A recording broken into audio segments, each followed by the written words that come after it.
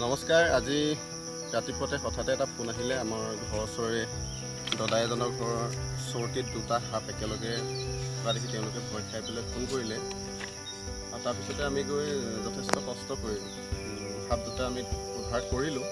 কিন্তু কৰাৰ পিছতে এটা সমস্যা হ'ল, সাপটো আমি চিনি নাপাওঁ।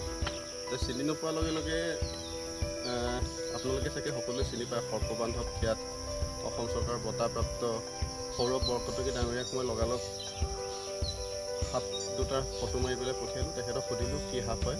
তেতিয়া তেখেতে ক'লে যে দুইটা কেট স্নেক, যিটো আচলতে মেকুৰী চপোৱা সাপ বুলি কোৱা হয়, আৰু এই সামান্য বিষাক্ত সাপ।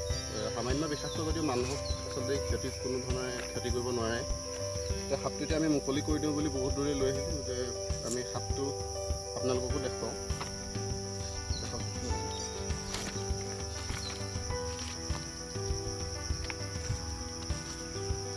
কেমেৰাটো চলে নহয়, কষ্ট কৰি এনেধৰণে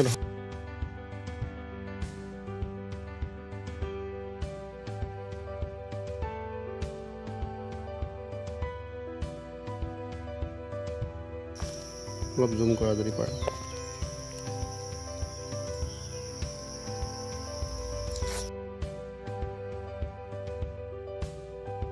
গতিকে এটাই অনুৰোধ থাকিলে, আমি সাপ দুটা মুকলি কৰি দিম, কিন্তু তাৰ লগে লগে এটা কথাই অনুৰোধ সকলোকে যে কোনো আচলতে আমি যিবিলাক আচলতে আমাৰ অসমত পোৱা যিবিলাক সাপ, প্ৰত্যেকেই কেতিয়াও বিষাক্ত সাপ নহয়।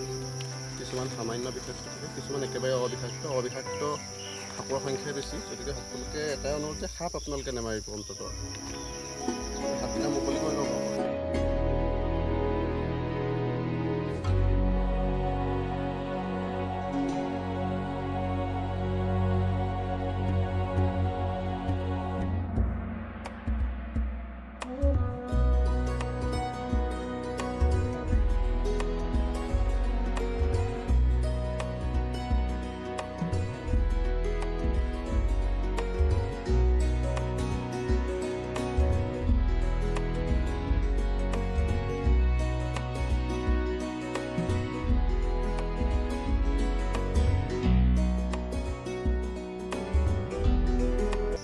অৱশেষত আমি সাপ দুটা মুকলি কৰি দিলোঁ। খালি এটাই সকলোৰে অনুৰোধ থাকিলে যে কাৰোবাক দেখি বা ভিডিঅ'ত দেখি আপোনালোকে কেতিয়াও সাপ ধৰিবৰ কাৰণে চেষ্টা নকৰিব।